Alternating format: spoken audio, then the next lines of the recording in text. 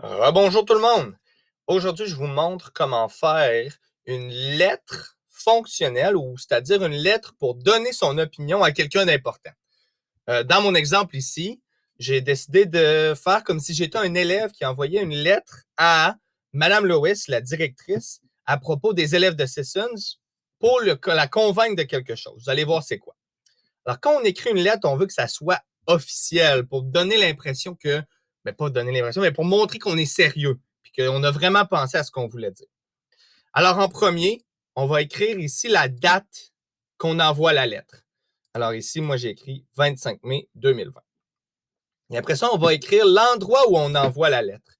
Alors là, moi, puisque j'envoie la lettre à Mme Lewis, ben, j'ai écrit l'adresse de l'école. Hein? École William McDonald Middle School, 50 Taylor Road, Yellowknife, Northwest Territories, puis le code postal. Et après ça, je vais parler directement à Mme Lewis, à mon public cible ou mon destinataire.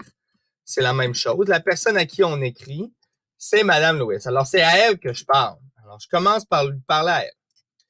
Après ça, je vais avoir une introduction. Puis c'est dans mon introduction que je vais nommer c'est quoi mon opinion. Je vais lui dire qu'est-ce que je veux lui dire.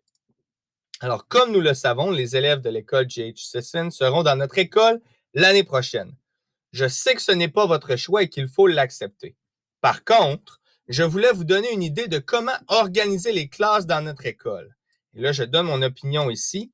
Je pense que les élèves du primaire et les élèves de l'école du milieu devraient être à 2 étages différents. Alors, comme les élèves de Sissons en haut et les élèves de William McComb. Par exemple, les élèves de 6e et 7e année pourraient être au premier étage et les élèves de Sissons pourraient être au 2e étage. Alors, ça, c'est mon introduction. Alors, j'explique c'est quoi mon idée à Mme Lewis. Mais là, si je fais juste lui dire ça, Mme Lewis, ça ne la convaincra pas vraiment. Je veux la convaincre. Je veux qu'elle pense que mon idée, c'est une bonne idée. Alors, je vais donner des arguments, des raisons que mon idée, c'est une bonne idée. Là, ici, j'en ai donné 2. Il faut en donner le plus possible, au moins 2. Premièrement, je ne sais pas si vous avez remarqué, mais j'ai utilisé le mot premièrement ici. Je pense qu'il faudrait séparer les élèves du 2e étage sur 2 étages différents pour permettre aux élèves de William Mac de parler en anglais dans les corridors. Alors ça, c'est ma première raison. Je vais la mettre comme ça ici en vert. Je veux permettre aux élèves de William Mac de parler en anglais dans les corridors. Mais là, je ne veux pas juste dire ça. Il faut que je donne des exemples de pourquoi c'est une bonne idée, ça. Alors, c'est pour ça que j'ai un paragraphe. Alors, je ne sais pas si vous savez, mais les élèves de Sissons doivent parler en français dans les corridors. C'est souvent difficile pour nous et nous aimons nous reposer un peu en parlant en anglais entre les cours. Alors là, ici, c'est premier exemple. Hein? On aime nous reposer. Fait que ça, c'est mon premier exemple de pourquoi je veux ça. Après ça, ici, en plus, il y a des élèves de William Mac qui sont mes amis et qui ne parlent même pas en français.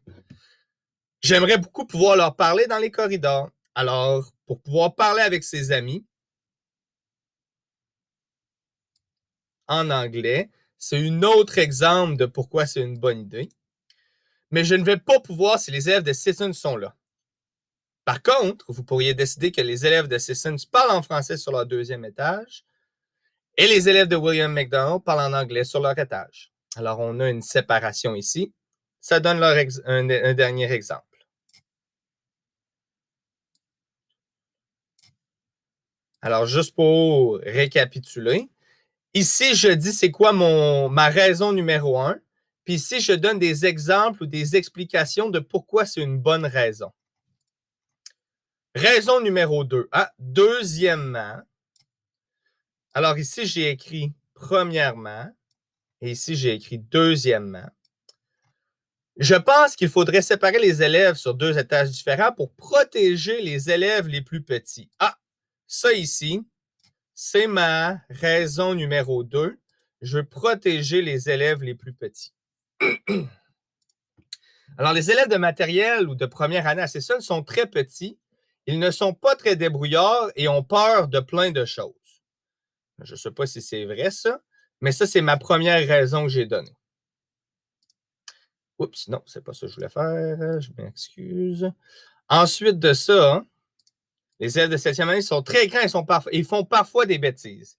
Si les élèves de première année et de 7e année étaient dans les mêmes corridors, les petits élèves pourraient avoir peur et ne pas vouloir y aller. En étant sur 2 étages, les élèves les plus vieux ne seraient pas une mauvaise influence pour les élèves les plus jeunes. Alors ça, c'est ma deuxième exemple, ma deuxième explication. Je ne veux pas que les élèves vieux soient un mauvais exemple pour les plus jeunes.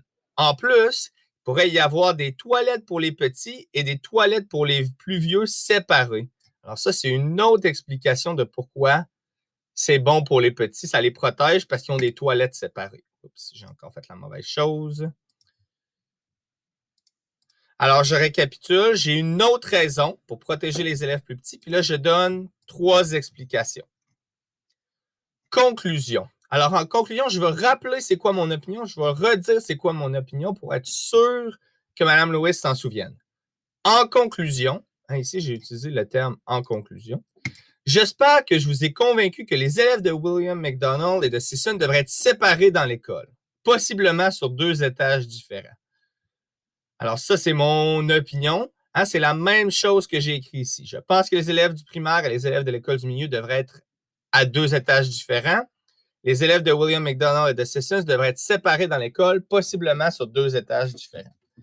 Cela permettra aux élèves de Sissons d'être en sécurité et aux élèves de William McDonald d'avoir plus de liberté. Et finalement, on doit faire une signature pour que ça soit officiel. Alors, on va écrire un mot qu'on dit une formule de politesse pour montrer qu'on est poli avec Mme Lewis. Alors, moi, j'ai écrit cordialement. Et là, après ça, on écrit notre nom. Là, ici, c'est comme si je m'appelais, j'étais un élève qui s'appelle Jonathan Pinchot. Et j'ai mis ma signature, j'ai signé pour montrer que c'était officiel.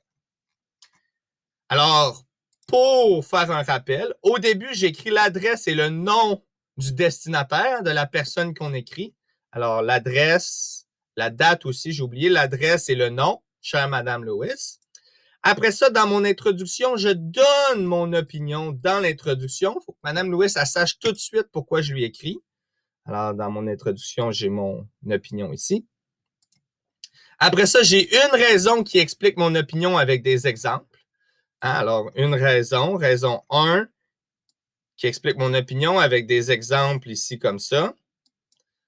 Après ça, j'ai une deuxième raison qui explique mon opinion avec des exemples. Ici comme ça, ici. Une conclusion qui redit c'est quoi mon opinion pour le rappeler à Mme Lewis ici. Et finalement, une signature.